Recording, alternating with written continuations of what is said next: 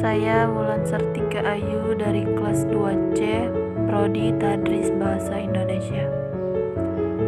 Di sini saya akan sedikit menjelaskan atau membahas tentang klasifikasi bunyi bahasa. Klasifikasi bunyi bahasa. Yang pertama ada bunyi vokal. Bunyi vokal adalah bunyi bahasa yang arus udaranya tidak mengalami rintangan. Pada pembentukan vokal tidak ada artikulasi. Hambatan untuk bunyi vokal hanya pada pita suara saja. Hambatan pada pita suara tidak lazim disebut artikulasi. Contohnya seperti huruf bunyi vokal yaitu A, I, U, E, dan O. 2. Semivokal. Semivokal adalah bunyi bahasa yang memiliki ciri vokal maupun konsonan, mempunyai sedikit geseran dan tidak muncul sebagai inti suku kata. Contohnya seperti J sesuai dengan I, W untuk U untuk Y, dan W untuk W. Selanjutnya konsonan. Bunyi konsonan adalah bunyi yang melalui udara yang disertai hambatan. Contohnya seperti pada huruf P, C, V, G, dan H. Konsonan juga disebut sebagai bunyi bahasa yang dihasilkan dengan menghambat aliran udara pada salah satu tempat di saluran suara di atas glotis. Konsonan disebut juga huruf mati. Contohnya kalimat gabungan huruf konsonan dalam bahasa Indonesia. Yang pertama, wahana bermain itu dibuat khusus untuk anak-anak balita. Gabungan huruf konsonan yang terdapat pada kalimat di atas yaitu K dan H. Kata yang mengandung gabungan huruf konsonan tersebut yaitu khusus. Yang kedua, Nadia sudah mengidap asma sejak dia masih kecil. Gabungan huruf konsonan yang terdapat pada kalimat di atas yaitu N dan G atau eng. Kata yang mengandung gabungan huruf konsonan tersebut yaitu mengidap.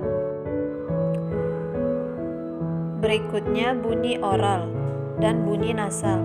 Bunyi oral yaitu bunyi yang dihasilkan dengan cara udara keluar melalui rongga mulut dengan menutupkan pelik pada dinding faring. Contohnya seperti D, B, dan D. Bunyi nasal. Bunyi nasal yaitu bunyi yang dihasilkan dengan cara udara keluar melalui rongga hidung dengan menutup rongga mulut dan membuka pelik lebar-lebar. Contohnya M, N, dan U. Selanjutnya, bunyi panjang dan bunyi pendek. Yang dimaksud bunyi panjang dan bunyi pendek adalah bunyi panjang adalah ketika bunyi yang dihasilkan dengan vokal yang akan dimana sangatlah panjang. Sedangkan bunyi pendek adalah sebuah bunyi yang dimana akan dihasilkan dengan sebuah vokal yang pendek.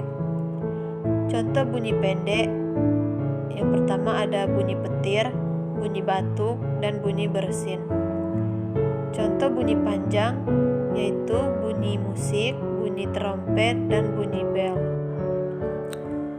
Berikutnya bunyi tunggal dan bunyi rangkap.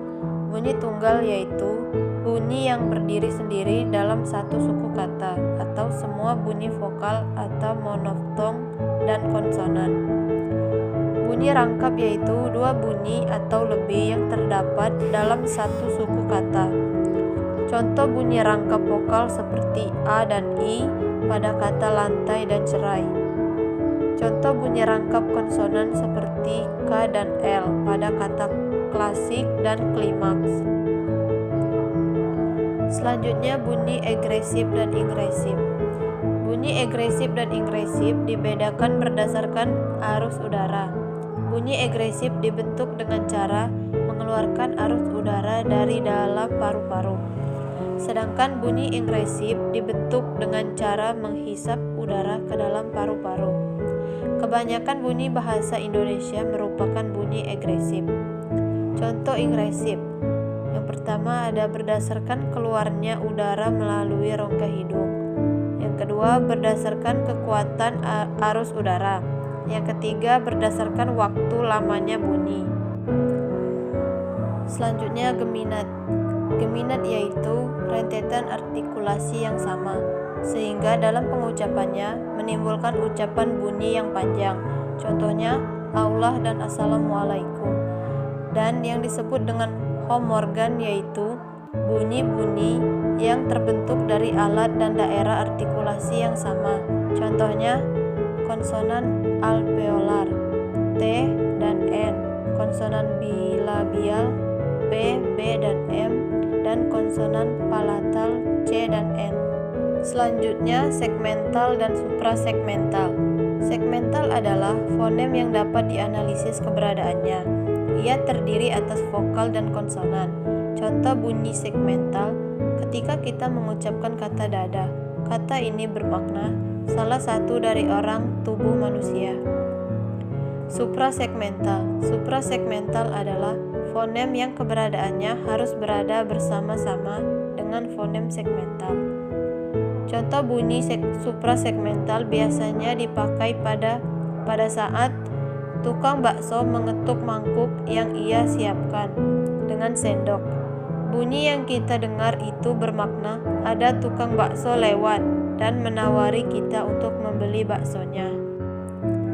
Baiklah, itulah tadi sedikit penjelasan tentang klasifikasi bunyi bahasa dari saya. Mohon maaf jika ada salah kata. Saya akhiri. Wassalamualaikum warahmatullahi wabarakatuh.